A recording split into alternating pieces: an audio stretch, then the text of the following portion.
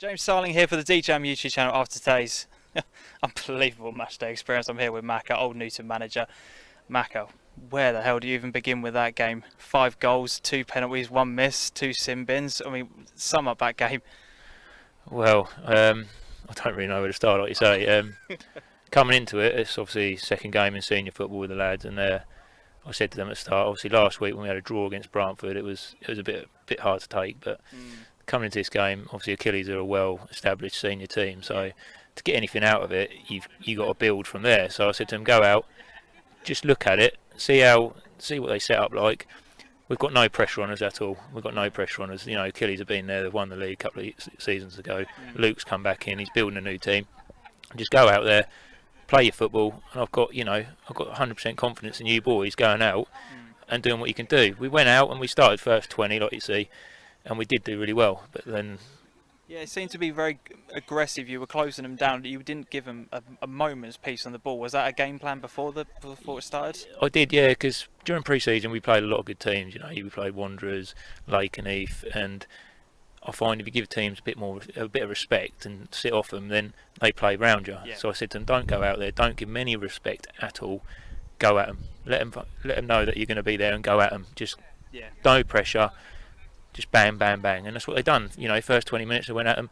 Goal come from probably nothing, and that killed us a little bit, like you saw, and the heads dropped, and it did go on from there till half time. But like I say, the reaction I got was unbelievable. Yeah, I mean, at half time when you are 2-0 down, what was your message to them? Because it seemed that you did come out again, kind of all guns blazing, very similar to the beginning of the first half as well. Was that again just right, we're 2-0 down, we've got nothing to lose, let's just go for it? Well, I was going into the change room at half time, and I was a bit angry because I thought the goals were sloppy.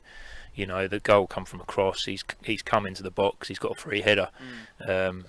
You know, he's a good player. He's going to score goals. If he gets a chance like that, you don't expect him to miss. Second goal, short throw in. Joji's gone out. He's tried to hold him up as best he can. He didn't get no support, and the ball's come across 6-yard box. Yeah. That's an easy tap in. So I didn't go in all guns blazing because I said to the lads, I said, look, you've done everything what I've told you to do. Just that little bit more quality up top, a little bit more quality on the ball.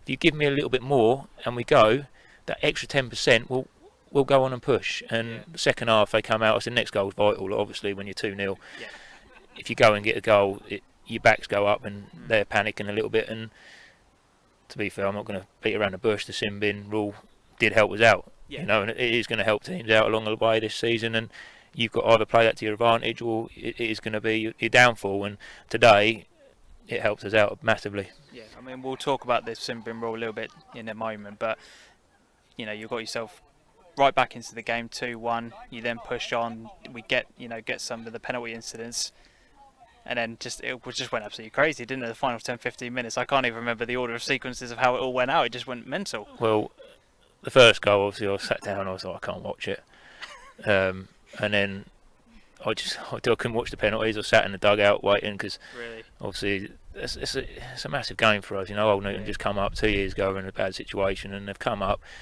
to beat Achilles on your own turf in this early on in the season. It's a massive result. You know, the lads have got to be proud. Like I said to them at full time, you've gone out and you've turned them over. At the end of the day, it doesn't matter how you win. If you get 3 points, the points are on the board. We've got 4 points from 2 games. We've played Achilles. They're up the top. They'll be up the top, no doubt about it. If you can win them games, why not go on and we look forward to next week now and we push on again. I've got a strong squad here now. I've built a good squad, and them lads in there know what they've got to do. Once they gel, we're going to take a little bit of stopping, I think. That's it. And that goal in the 90th minute, what a way to win it! Absolutely unbelievable scenes. Everyone went absolutely crazy on the side there. We had a game up here last year, I think it was just before Christmas or just after, against Bacton. It was exactly the same. 2-1 down, a few minutes to go, 2-2, and then the last kick of the game we scored. And there's no better feeling in a game if you're going to win a game and you win like that. You see I know it's only a league game, but you see the emotions and that with people running about, jumping about, and that's the best way to win a game, I think, in my opinion. It doesn't matter how you win, as long as you win, and even if you're not playing well, as long as you get them points on the board, that's what counts. That's it. A couple of questions to kind of round this off then. Overall, as you are a newly promoted team, I always ask the questions when we're at the beginning of the season. What have the club really said to you about what objectives you've got in place, or have you kind of set your own about what the club wants to do? Are you just trying to stabilise? What are the ambitions really? They haven't got no ambitions. They've got no pressure on me at all. No. You know, they know I've took over a team which I took over, and I had to build the club back up, you know, from the team from the start, and they're just happy to be in senior at the moment. And if we can establish ourselves as a senior league team and push on, if we finish in the top 6, you know, as a manager, I'll be happy with that. But I want to win as much as I can. Sure. I want to go on a cup run. I want to win. They want to win, and they're a good bunch of lads, and I can't fault them for anything. At the end of the day, they're hungry.